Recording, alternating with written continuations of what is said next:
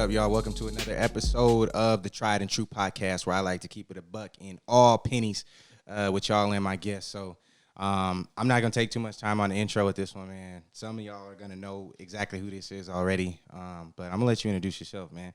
Tell the people who you are and what you do. I go by Kewel. I'm an artist, CEO, entrepreneur, photographer, all of the above. A jack of several trades. Yeah, light worker, But, mostly music. That's my passion. I love music. Phenomenal artist, by the way. And I know you said you're an artist, but I need to slap an adjective on there. Yo. This man is great. And I don't say that about a lot of people because, with the lyricism and all that. Appreciate it. But yeah, this is a pen that I respect 100%, man. So means a lot coming from, I respect him too equally. I'm sure he's aware of. Yeah, man. Y'all should be aware. I'm back too. I mean, yeah, what's up? You dropping soon or what? Yeah, actually. Got a lot of visuals. Before we get into the meat of this thing, I'm curious about the album. The album, huh? The album. Yo, so I'm actually this summer, July. Oh, that's going to be a good month. 11th. July 11th. Oh, you got a date? 7-11. Oh, okay. Kewel's Wonderland. Tap in. Yeah. All right. Yeah. And he dropped his name in there. Kewel. Kewel's Wonderland. Yes, sir. Kewel's Wonderland. I'm finding this out right now, too, everybody. I didn't know it was Kewel's Wonderland. I didn't know the date either, so yo, I'm excited. Yes, sir. I want to be on it. Oh, you are? Just let me do an ad-lib. Bro, you are. Let me do an ad-lib. Just let me. He capping. We already set this up. We already set it up. He capping right now. Yep, cool. All right, well, we're going to get into it. We good on the mics? Solid. All right, cool. So we're going to be talking about Chapter 5 today, man. And I don't want to, obviously, the way I do this is super conversational, so I don't want to talk about Chapter 5, but this was a great topic for you and I to discuss. The last time, people don't know this, I've recorded some of these pods several times. This is my main wingman when it comes to the podcast. Helped me really get it going. I don't remember which chapters we all talked. I think, man, you did like 1, 2, and 3 before. Yeah. But this one, when I'm looking back at it today, Movement is the title of this one. And we've been having a lot of these conversations anyway about just movement in general. Some of the things I want to talk about, patience and things like that. But I think one of the first things that comes to my mind when I think of movement is the dichotomy of busy versus productive, because both are moving. Right. And I know that's a conversation that we've had because that's something that I think you and I both being creators, like real creators, you know what I'm saying, yes, sir, who keep the change moving. I think that's something that each of us in some season have had trouble with and done extremely well. Yes. And first, let me start by asking you, because I find myself having to explain this a lot when I'm coaching, the differences between busy versus productive. And I wanted to ask you, like, what does that even mean to you, generally speaking? To me, it's real simple, simplified. It comes to me down as working hard and working smart. Working hard, working smart. You know what I mean? Both are movement, both is work. And essentially, I try to be working on the smart side. And I want to point this out. What I didn't hear you say is fast. That's important. Right. And I'm going to come back to that. I'm a turtle. Everyone knows, man. I take my time. I don't rush the process. I trust the process, And I believe in divine timing. Yeah. I should know by now. Man. I'm very vibrational and spiritual based. So, with that in mind, it's all divine timing. You said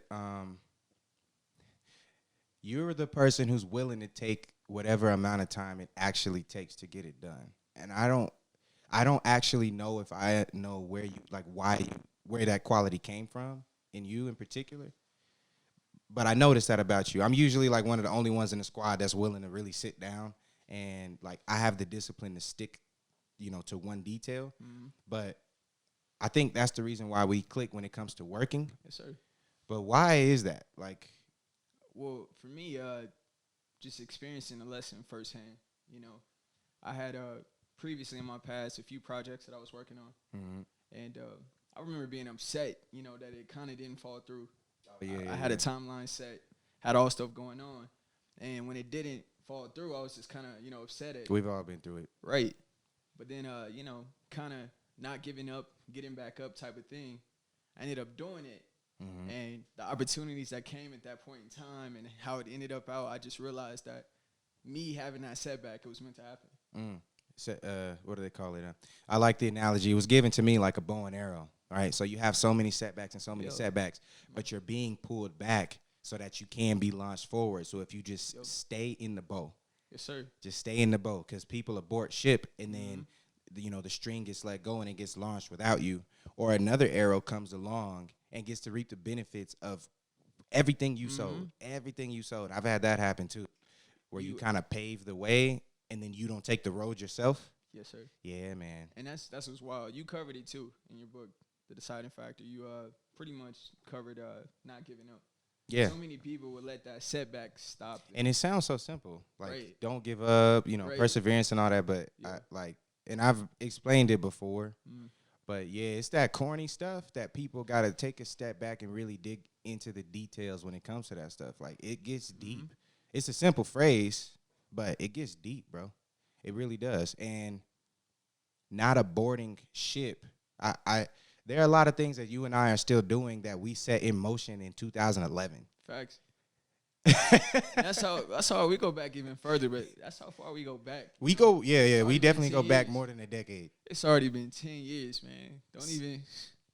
It's been 10 years since 11. It's been, right. I can't even name the year that we met. Yeah. I don't know. Was it middle school? Middle school. Yeah, bro. I don't want to age myself, but. Yeah, we ain't gonna talk about that. Yeah. But it was a long time ago. That's facts. And we're still doing stuff that we set in motion over a decade ago. And that level of consistency, you know what I was thinking of the other day?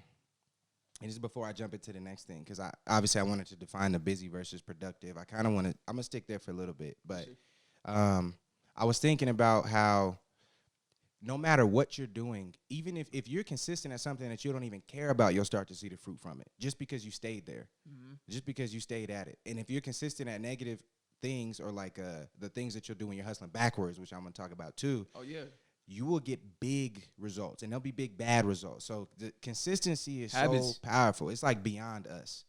It's beyond us. If you continue to, it's beyond us. You punch the wall enough and the brick's going to fall out. Period. As simple as that. It doesn't matter what your hand is made out of. You'll break your hand and you'll break a brick, or both, So I don't know. It's just the power of that consistency. And I'm seeing a lot of that fruit now, because even way back then, like, we were the leaders of what we were creating, but we weren't business owners. You know what I'm saying? And that consistency built the confidence that it takes to go into, like, the hard stuff, like taxes, because that's hard. Or the hard stuff, like the paperwork, like breaking down LLCs and stuff like that, or corporations, like really having to do that yourself. Doing that back end stuff that a lot of people don't talk about. That consistency built the confidence to go into those uncharted waters, because we ain't have examples like that out here. We're not in Atlanta. No, man. Or we're not in, like, the Bay Area, or New York. We're in a place where we literally, any example that we would have had left, before it was our turn. So that's something that I admire in you, too. You're one of the only people I can say that about, that you're still doing the things that you started doing a decade ago and seeing the results because of it. Like, you don't even got to be that good at it. If you just keep doing it, you will automatically get better at it, because you'll get sick of messing it up, even if you don't want to do it. It's experience. Like I hate doing the dishes, but I got a system at the crib. I got a system, and it works. But I hate it. I literally hate it. But yeah, you keep doing it long enough, you get a system. That's an interesting analogy. Yeah, well, it's not an analogy. Like, I'm being serious. And you'll develop a system just because you hate having to get it wrong, or you hate having to do it the hard way. But I didn't mean to go off like that. But that consistency, I'm just now realizing, like, I hadn't even thought of that, bringing you on to talk about movement, but that consistency, that forward movement, like a turtle. To kind of touching on what you're saying, I always simplify down to the smallest amount of words possible. To me, it's just habits, simply put. Good habits, bad habits. And to your point, if you do it long enough, you're bound to, reap the rewards of whatever that is. And that can be positive or negative. So always try to create good habits. And, tying it back to the deciding factor. Creating good habits, you said. Yes, sir. That's a rough process. It's a tough process. The way I'm gonna give it to you the way I say it, and I want to see what you think about it. Yeah. But when I was people don't know that, like, I came from being addicted to a lot of different things. And I learned on the road to defeating addiction that you can't just get rid of a habit, you have to replace it. And once I learned that from dealing with like lean in particular, like lean is the one thing that I was like, I don't know how I'm supposed. I like literally couldn't shake it. He was tipping. Yo. Tipping on, you know what I'm saying? Drop a in it like that Wayne. Yeah, but that was me for real, and it was it was like dangerous amounts of syrup. I mean, any amount is dangerous, but it was like a lot because I was selling it too. Youth. He was having a good time. But the analogy or like the realization I had was that, yeah, you have to replace a habit. You can't just, like, your mind won't allow it to just be an empty space in your life. Mm-hmm. You have to legitimately feel the need. I was feeling the need in an illegitimate way. For sure. Nah, I mean, because you said creating good habits. Yeah. Talk to me about having to get rid of some of that stuff, like some bad habits you had in the creative process, and then the road to replacing them, swapping out that armor. Okay. Tying it kind of to your perspective regarding the title of the book. I love the title, man, because you can transition from it in to anything, really. But ultimately, it's a choice. It's the deciding factor. You literally, at some point, have to self-evaluate. It's a choice. And, regarding manifestation and manifesting, a better version of yourself, you have to look and, literally visualize what you want and who you want to be. You got to see it. So when I kind of personally was looking at, the person I am and who I wanted to be and, trying to let go of, past traumas and just bad decisions in general, you have to have that truth, that accountability. That honesty with self. 100%. Yep. And, kind of looking in the mirror, you just realize everything is generally cause and effect. What am I doing? It's chemistry. It's chemistry, bro. You know what I mean? These are universal laws. Yep. Cause and effect, karma. Everything. What you put out is what you get. It's literally cause and effect. So knowing that my choices, my decisions, things that I'm doing are causing these things to happen in my life, my reality. And things you did. 100%. Yep. So for me, more so being aware, that was the biggest thing, one, which is being aware. A lot of people don't realize that, they are ultimately the cause. A lot of people look for, to blame people. We just talked about this in a video, Yeah. You are the problem and you are the solution. Always.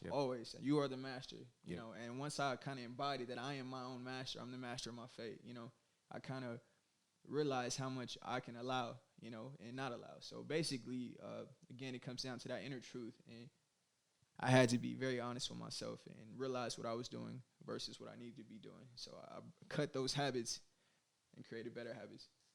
And to your point, I felt it. You know what I mean? I changed them. That you kind of named the steps right there. That's important. So I'm going to encourage everybody, if you're watching this or listening to this, I'm going to encourage people to rewind that because he literally gave us a step-by-step. And step one was the honesty. It's that factor. That factor right there decides whether or not you'll be able to move forward in a better habit. In that self-reflection, which is a whole different chapter, you self-reflect. You get in front of that mirror, first of all, and you be honest with yourself about what you're seeing. And it sucks, and it needs to suck because that uncomfortability is what will drive you to want to change, and that desire to change will drive you to discover or search for the information that tells you what the better habit will be. 100%. So first, be willing. Get in front of the mirror. Self-reflect. Next, be honest. People start to hold on to their faults. Sometimes they do it in an unhealthy way and they become ashamed. Don't do it that way. Don't hold on to it and attach it to yourself. And don't do that to other people either. Don't attach their faults to them either. Whatever. Bad decisions are bad decisions. They come, they go. It's a moment. Whatever. You are not actually what you did. So, yes, sir. The other part of that is to get in front of it, right? Don't run from your poor decisions because if you can't properly identify what you did, take accountability, which is receipt of power, right? 100%. I'm receiving power when I take accountability for what I did because now I have accountability for what's finna happen next. So I have that. So I'm empowering myself. Mm-hmm. It's painful, but pain is power. Yes, sir. That's what it is. Through the pain, it's like you break the bone and it grows back thicker, right? That's powerful. Mm-hmm. Then now you have the power of discovery. It's that curiosity I discussed in a different video as well. That curiosity drives you to seek the information necessary to discover the better habit. These are the steps that you literally just gave. I just wanted to break it down a little bit slower for people because we're at the end of the day, we conversational, but we educational. Yeah. So and I know you're hip too. So for all the individuals needing that enlightenment, that's why we're here. Definitely. So these are the steps necessary. Especially, we get a lot of people. So shame and pride are the same in different stages, right? It's like a caterpillar to a butterfly. That's well said. Shame is like it's a bad place to get to. Pride evolves into shame, and shame keeps people from not only doing what they're supposed to be doing, getting to the places they're supposed to be, and actually living their best life. Shame gets people depressed, and depressed people destroy themselves. And I mean that in the extreme sense of the word. Just real destruction. Literal. Like you'll end it over shame, right? Or if you're too prideful, then you'll never change. Right. And then everything around you changes, and then it evolves into shame. They're the same thing. They're just cloaked differently. That's why humility is important. Shame, you don't want to take it there, right? So these steps, you said that. Hey, man. I'm just breaking down what you said. You did, too.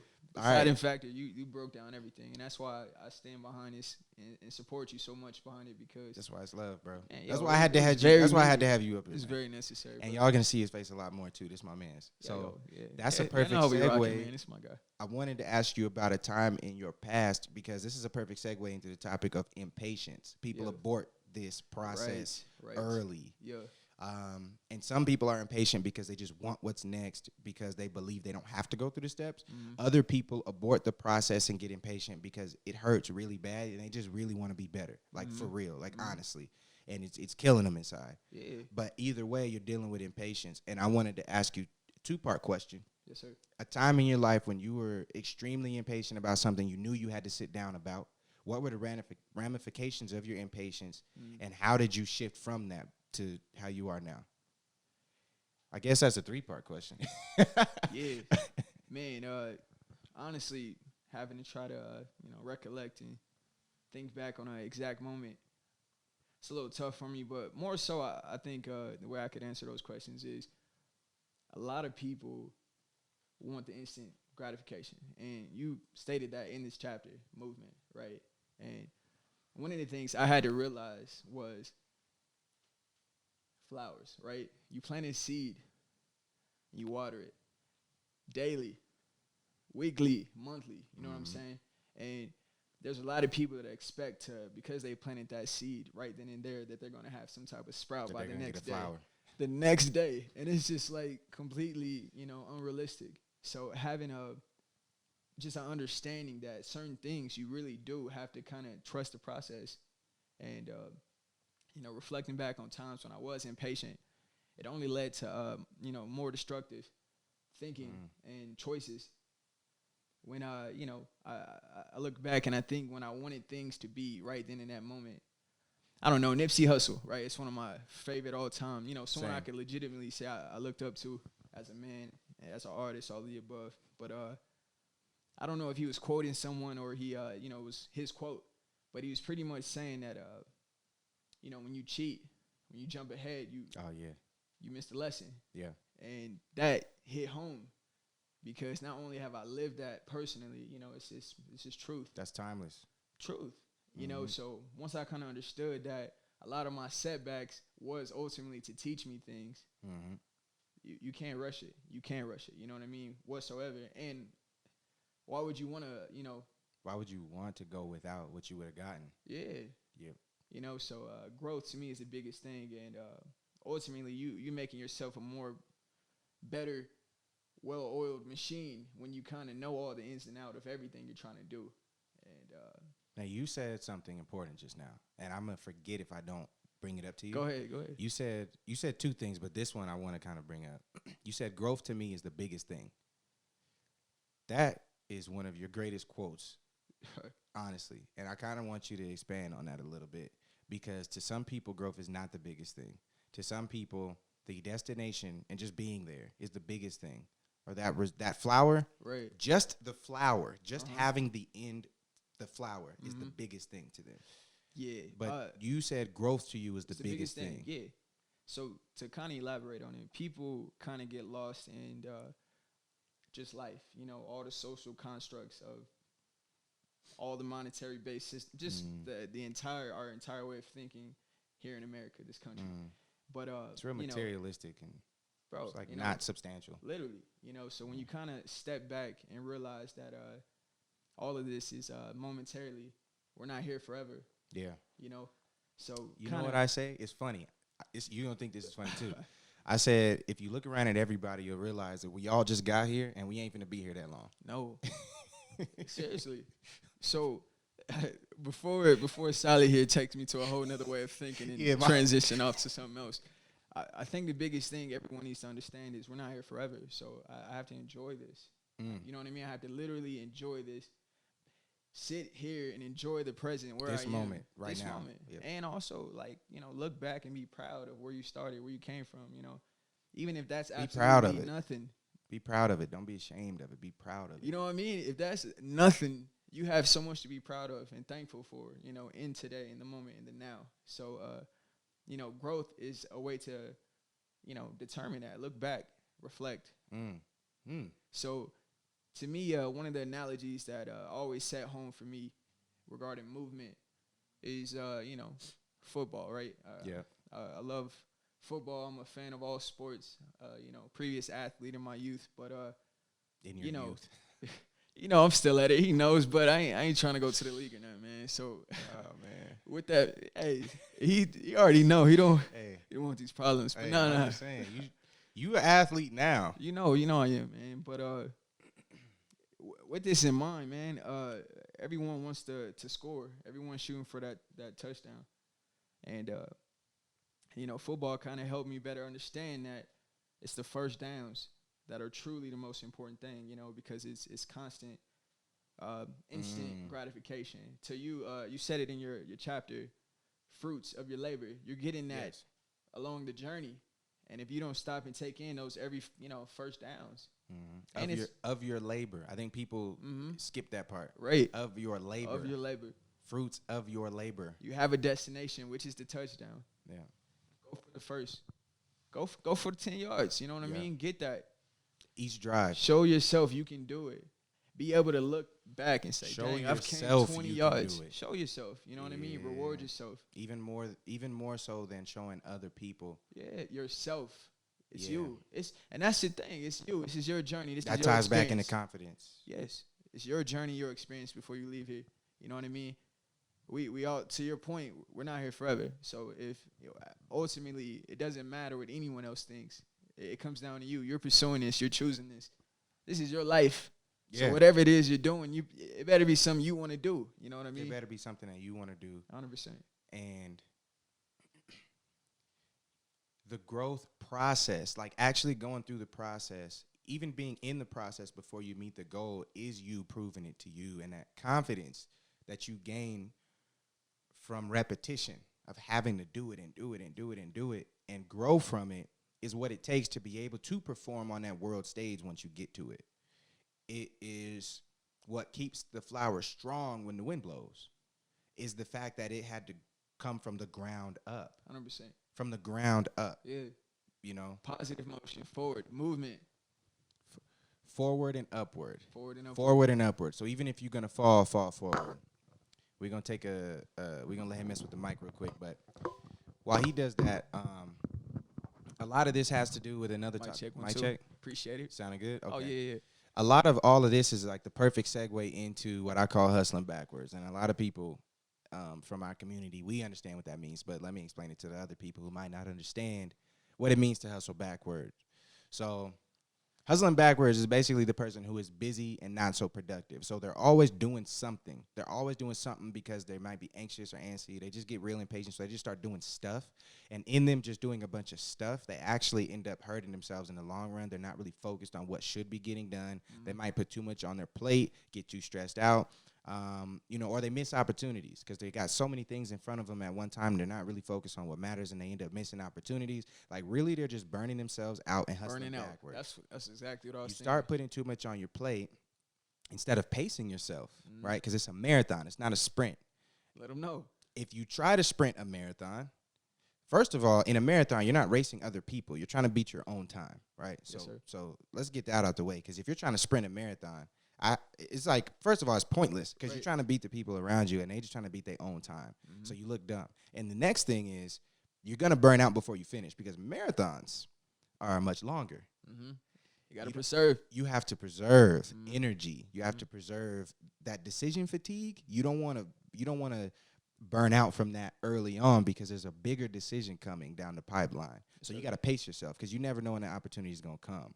So when we talk about the busy versus productive and the hustling backwards is the people who are trying to sprint the marathon, right? So in the beginning, it'll appear that we all go in the same direction.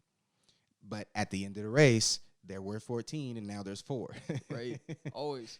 Period. And everyone does not finish ever. It's not the way it's ever happened. It's not the way it's going to happen. Everyone's not going to finish that race, period. So that's hustling backwards. But I want to talk to you about moving fast in the wrong direction. I want to talk to you about a time in your life when you were busy versus productive. I want to talk to you about a time in your life when you had to fight the angst, the anxiety of knowing that you have to produce on time. Well, to your point, you touched it in the deciding factor, chapter 5. That instant gratification, living in a world that's technology based, and you use the microwave example. Oh yeah. Just having that instant gratification. I think that tell them that microwave. Tell them because some people don't understand the analogy. So in the deciding factor. I said this. You said this. Oh well, hey. He covered it. But in this era of technology, man, a lot of people. I need to read. I obviously. You need to check it out. But it's the microwave versus the oven. Exactly. Yep. A lot of people aren't even willing to, literally cook, wait, patience, and to your question, that anxiety. How do you fight this? Ultimately, for me, man, I think back to a time where I was just so influenced by society, the American dream. It's very American of us to work 2 jobs, have 2 hustles, 2 plus, and 2 plus jobs. Be everywhere you can be at once, and have 2 of yourself, and you just run yourself into the ground, man. And once I kind of got rid of that, to each his own. With this being said, I'm not knocking anybody that kind of benefits from that positive motion with that amount of speed. Some people have to stay moving. It's what helps them, stay sane. So with that in mind, know thyself. But for me personally, know thyself. You got to know thyself. That's so important. But yeah, man, I was doing a lot, working a couple jobs, had a couple hustles, doing sports, doing this, trying to get this going, and I literally burnt out. I burnt out. And it was so wild to see because what did that burnout look like? What happened? A literal physical shutdown. Physically. It started mentally and resulted literal. I physically shut down. I literally was like, oh, I'm not leaving the house. You know what I mean? I literally didn't want to do anything. I didn't care about anything. I was just kind of in my own little growth. You know what I mean? In my segue of growth. And, to get online and see people that were kind of like bragging about working all the jobs, working 80 hours a week, and this and that. I'm like, for some reason, that's the culture. That's slavery. I'm like, how does everyone not see this as slavery? I'm like, what is going on? I'm like, how? And then we're, kind of looking down on one another because some people are, again, occupying 80%, 80 hours a week, of their life to one thing or whatever else. And it's just like, when I changed my perspective on it, I didn't even feel a way about it, But again, to each his own. I'm not knocking anyone that, it's about that life. I ain't about that life. Yeah, like I don't hate you for a poverty mindset, but I'm not going to say that you should have one. 100%. Yeah. Phenomenal. You also said something else. You said you were trying to be everywhere you could be. And we coming up on a time when I'm about to land this plane, but to be where you can be anywhere. And I just, people really need to hear this for real. You can be anywhere. And I'm not taking that from you. None of us are taking that from you. But being where you can be all the time takes away from you being where you should be at the right time. 100%. Well said. Being where you can be all the time takes away from being where you should be in the right time. And that is how life-changing opportunity. I've seen it with my own eyes. I've watched it happen. Mm-hmm. I've seen it with my own eyes. You should have been here doing this, but instead you were too, this is going to yield me the instant gratification. Mm-hmm. Why do I need to go meet such and such? Or why should I take my time to go, they need to come. And it's like, no. What you're not understanding is you having this one meeting might not yield you fruit for the next 365 days, but your whole life will change next year if you just put that down right now. Just put it down. Yes, sir. Just put it down. Mm-hmm. You missed that phone call, they're not calling again. And you can't call back. I've been that dude. Yeah. So put down trying to always be where you can be, being everywhere, bopping around, showing people that you're up to something, showing a bunch of people who ultimately don't matter.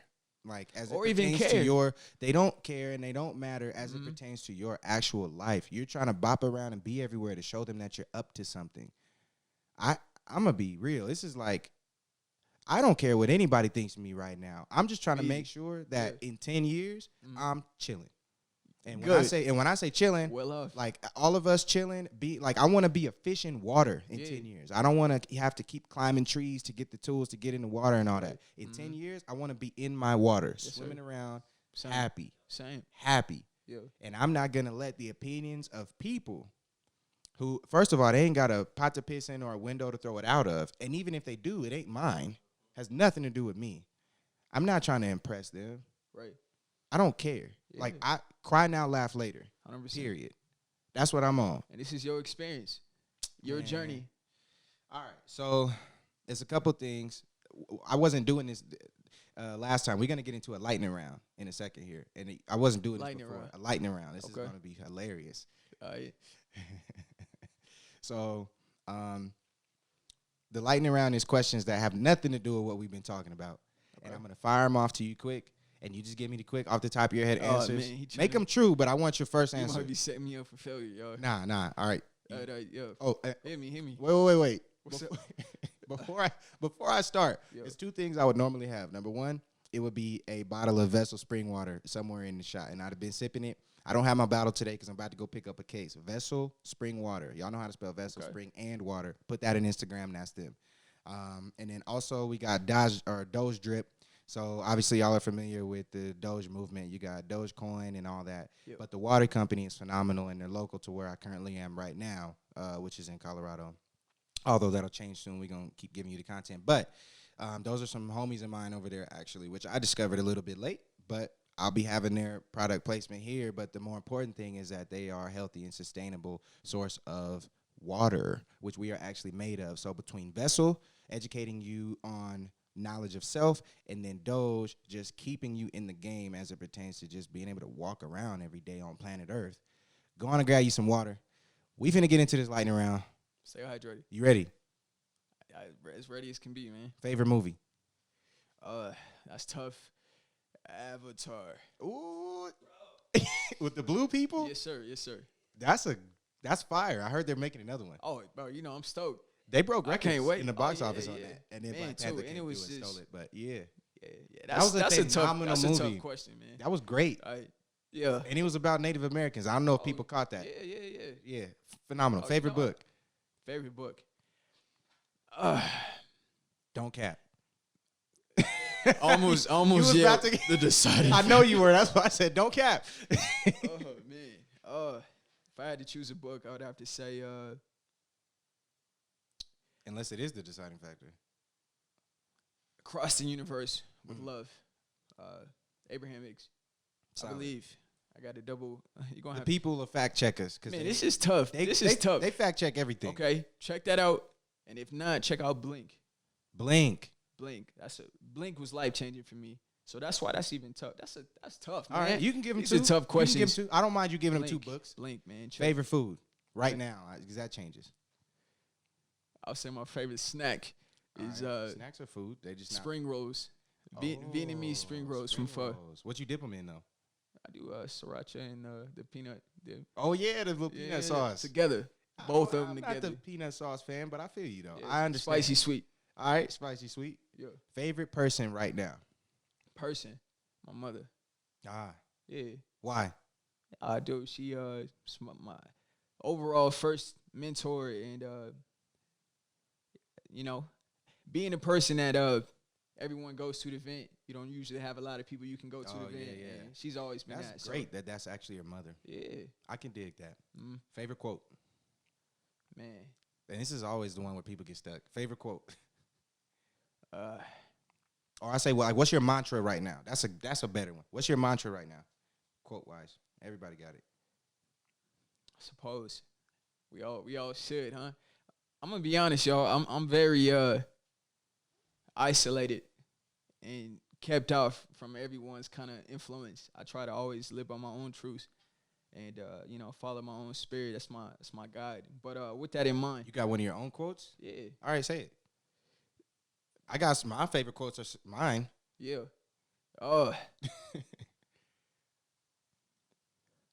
Give us a bar. Change is inevitable. I know that's like cliche.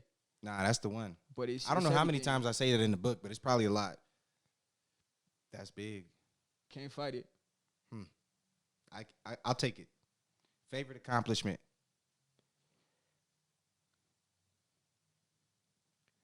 Back in high school, I did speech and debate, poetry specifically. Oh, yeah. And I remember the first time I went out there, I kind of felt crazy because I'm like, man, I'm just talking.